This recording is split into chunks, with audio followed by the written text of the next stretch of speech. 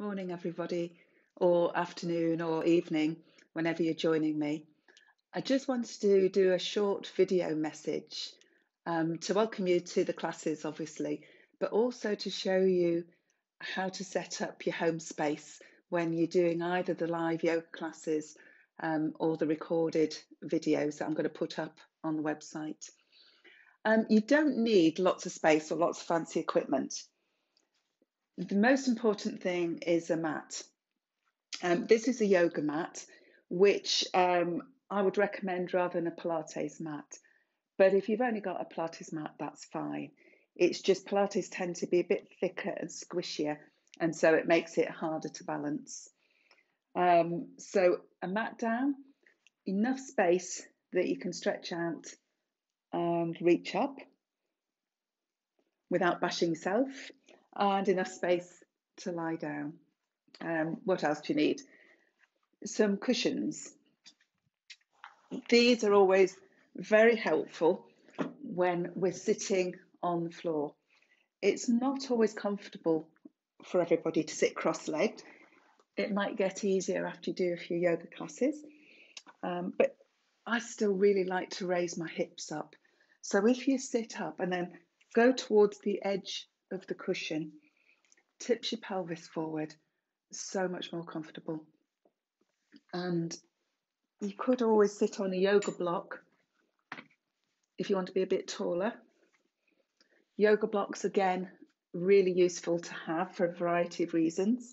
When you're sitting, you can just pop them under your thighs, and that gives a little bit more support, or you can sit on one. Another way of sitting, but it depends on your knees really, is to kneel. So you could kneel upright and then put a cushion under your bottom, sort of right in the crooks of your knees. So you don't have to kneel right back on here, but that's not accessible to everybody. So the other thing recently that I've started suggesting, and I think is a really good added prop, is a chair. You don't have to use it, but you can have it nearby. I've got a stool here or a chair, preferably without arms. And you want to be sitting at the edge of the chair. If I turn it around, you can see. So you don't want to be sitting back slumped. You need to be near the edge with your feet flat on the floor, so you can feel the whole of the sole of your foot. And really, if you have this nearby, and when we're doing any of the seated practices, sort of in the breath work or maybe the meditation, you don't have to sit cross-legged on the floor. You really don't.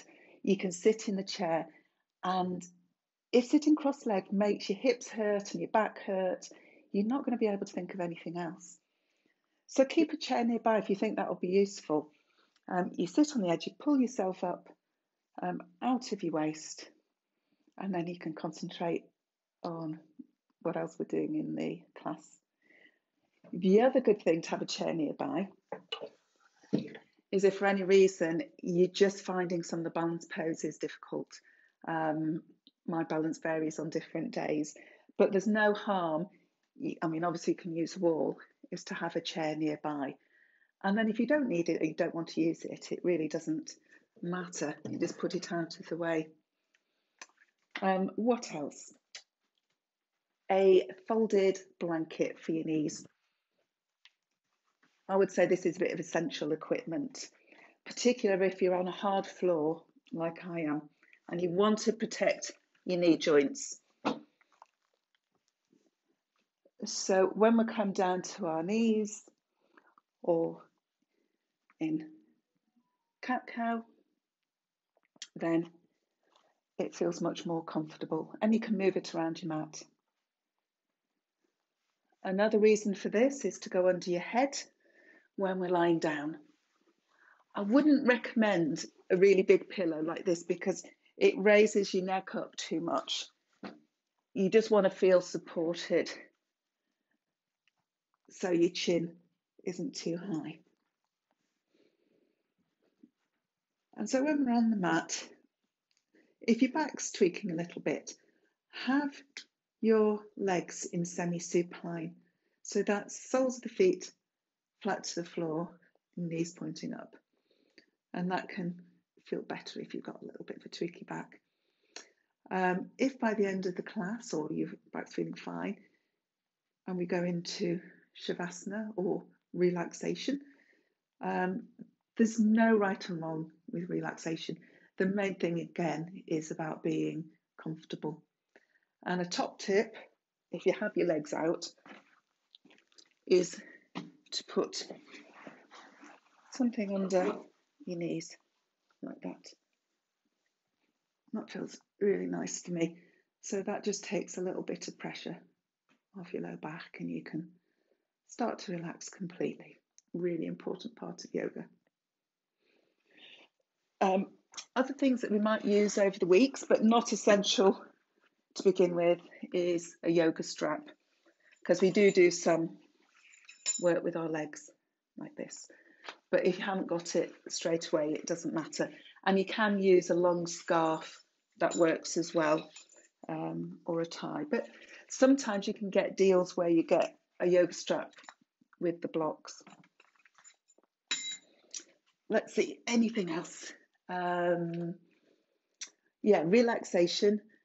Sometimes you can get a bit chilly. My room's quite warm, but it's amazing how your body temperature drops when you stop moving. So maybe just a blanket or a light covering to go over you at the end. Bare feet when we're practicing, so that you don't slip and so you can feel your feet.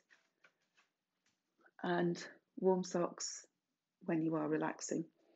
And maybe an extra jumper on, or put your jumper back on. See if there's anything else I need to say. I think that's about it actually. But just a reminder that there's a waiting room. So when you come to the online class, there will be a waiting room that I have to let you in.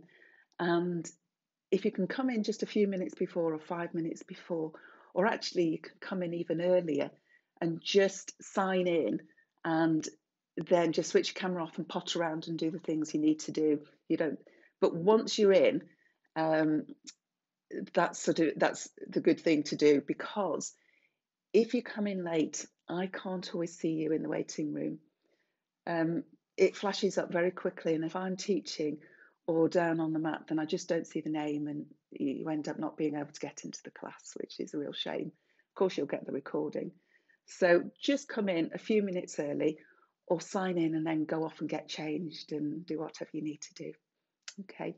If you've any questions, just text me, email me. I'm always here and happy to help. Okay. So thanks very much, and I look forward to seeing you very soon. Bye for now.